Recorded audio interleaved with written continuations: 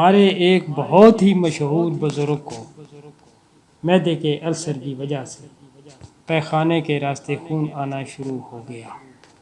چنانچہ ان کی حالت خاصی تشویشناک ہو گئی، ساتھ ہی دل کی دھڑکن بھی باقاعدہ ہو گئی، جس کی وجہ سے سرجن نے آپریشن کرنے سے انکار کر دیا۔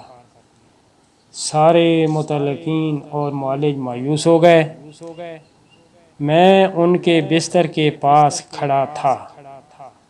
میں نے دیکھا کہ انہوں نے 6 کلمے پڑھے اور پھر خاموش ہو گئے۔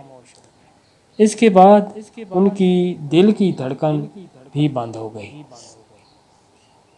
اور نبضیں بھی ختم ہو گئیں، اور طبی لحاظ سے وہ موت واقع ہو گئی۔ ان پر 8 منٹ تک یہ کیفیت طاری رہی، جس کے بعد انہوں نے پھر کلمہ کا ورد شروع کر دیا۔ میں کھڑا تھا اور حیرانگی سے ان کی یہ حالت دیکھتا رہا۔ ہوش میں آنے کے بعد ان کی دل کی دھڑکن باقاعدہ جاری ہو گئی۔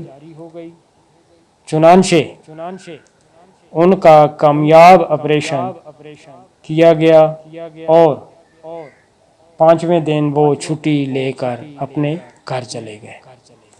جب وہ ہسپتال سے رخصت ہونے لگے تو میں علیحدگی میں موت نما بے ہوشی کے متعلق دریافت کیا۔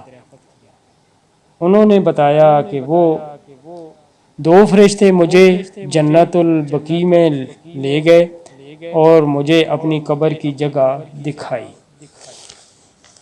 اسی اثنا میں ایک تیسرا فرشتہ آیا اور اس نے کہا کہ اللہ جل جلالہ نے اس کو مزید مہلت دے دی ہے۔ چنانچہ مجھے واپس ہسپتال لایا